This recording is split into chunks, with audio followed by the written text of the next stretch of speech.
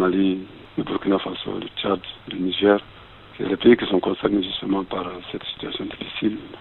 Donc, sont mis ensemble pour conjuguer les forces afin de pouvoir mettre fin à ces conflits. C'est l'effort fourni justement pour se retrouver et ensemble faire face à un ennemi commun.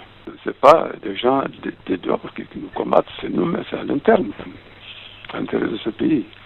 Donc, la spiritualité dans laquelle nous entraînons l'ensemble de la population, c'est retrouver le chemin de la fraternité.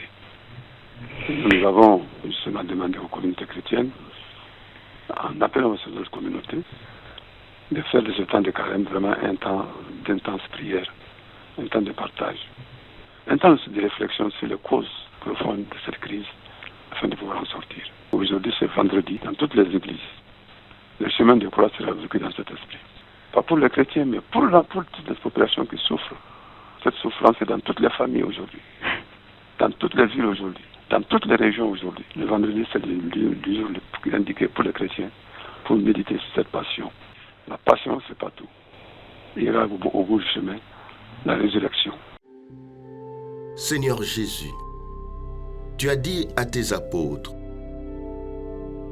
je vous donne ma paix.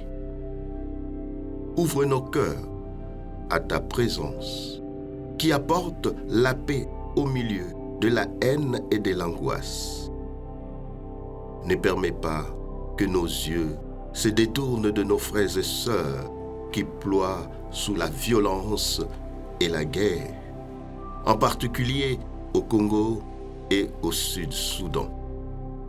Fais que le gouvernement soit attentif au bien-être de leur peuple et anime tous ceux qui œuvrent pour la paix.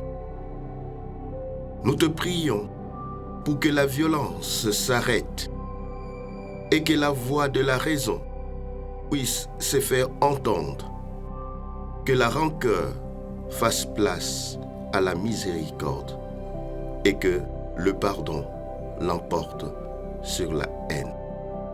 Seigneur Jésus, donne-nous ta paix. Amen.